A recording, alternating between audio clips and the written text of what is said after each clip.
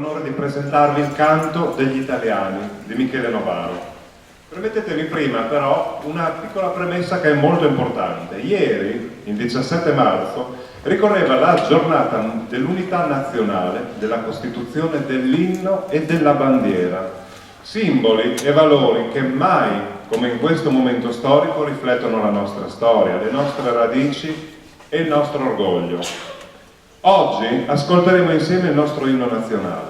La prima parte, che vi andrò ad introdurre, però sarà più narrativa e potremo ascoltarla comodamente seduti. Nella seconda parte, invece, ascolteremo l'esecuzione istituzionale e potremo alzarci in piedi per rendere onore al nostro inno.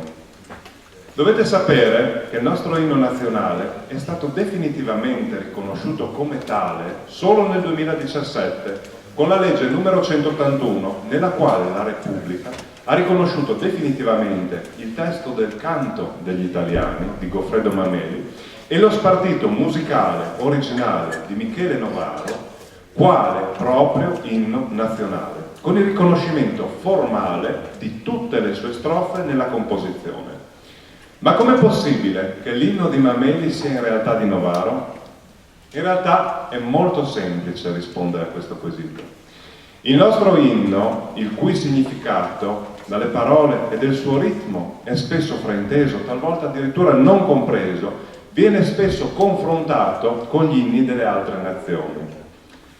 Ma spesso ci dimentichiamo, o forse anche non sappiamo, che il nostro inno rappresenta il frutto più intenso dell'opera italiana.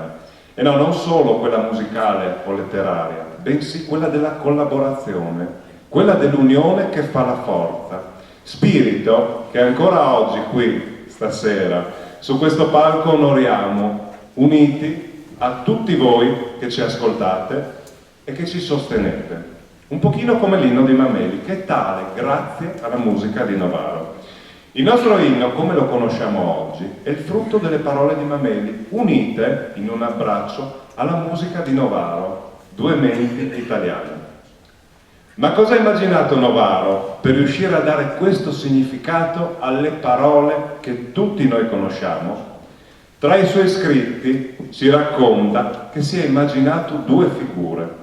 Una persona che aveva un messaggio importante da trasmettere e una moltitudine di gente che non sapeva nemmeno perché si stesse trovando lì, in un'enorme distesa, tutta fatta di persone diverse fra loro.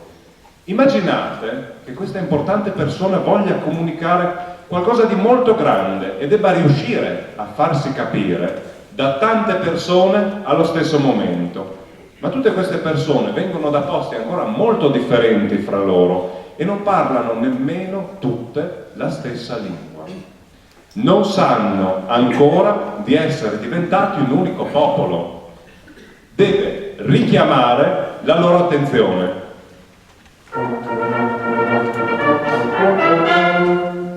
Tutti si voltano, distinto, e dicono: ma cosa sta succedendo?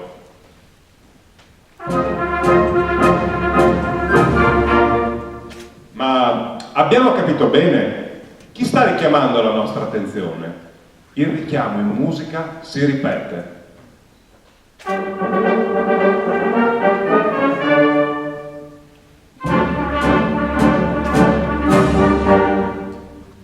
Tutti volgono lo sguardo nel punto da cui proveniva il richiamo e notano un personaggio molto importante avvicinarsi, giunto lì appositamente per parlare agli italiani. E guardate, anzi ascoltate come la musica descrive l'avvicinarsi con passo sicuro di questa persona.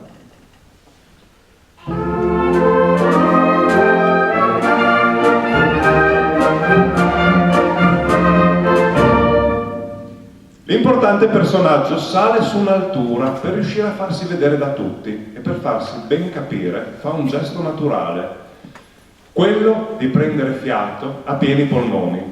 Novaro lo sottolinea in musica con ben due battute e non una, come invece troppo spesso si sente fare. Pensate, come se durante il restauro di un libro se ne strappasse via una pagina.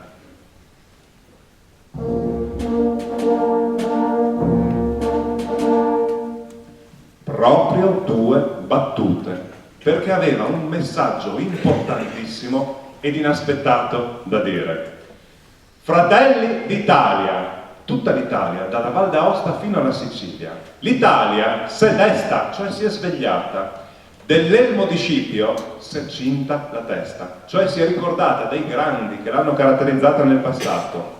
Dov'è la vittoria? Le porga la chioma, che schiava di Roma, Iddio la creò. È un concetto espresso in linguaggio ottocentesco per ribadire che l'Italia deve restare unita.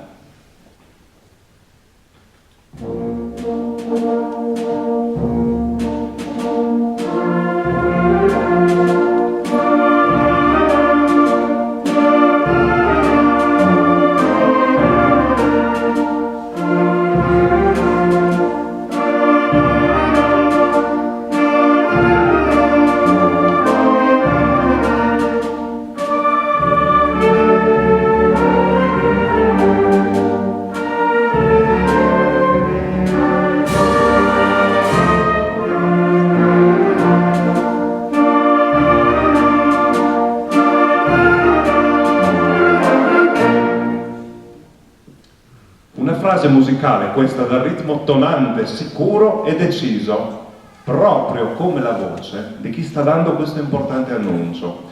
Non è un grido frettoloso o distratto, è un messaggio fortissimo di speranza e di consapevolezza. Qualcosa di incredibilmente importante sta accadendo e il popolo ne è testimone.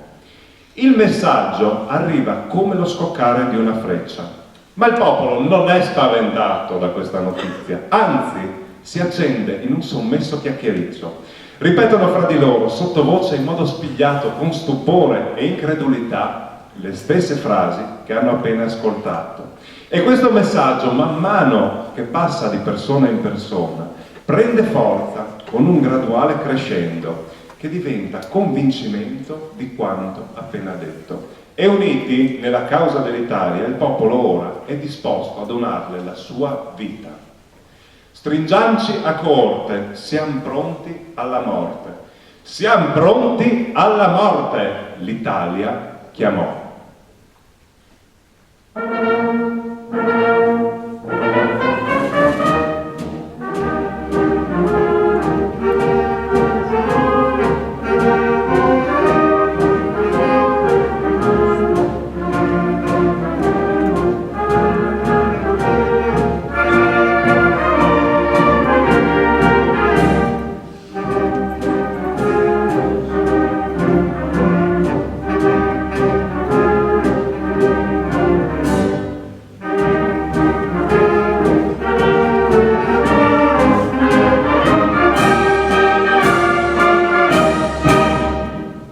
Il nostro inno si conclude con un sì. Pensate che questo sì è stato aggiunto da Novaro per far capire meglio questo passaggio. Questo sì è il sigillo del giuramento d'amore verso la nostra patria.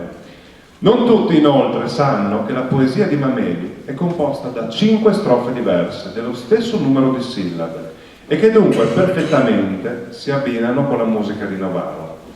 Anche se raramente le ascoltiamo cantate, hanno un enorme impatto emotivo, se contestualizzate al periodo in cui sono state scritte.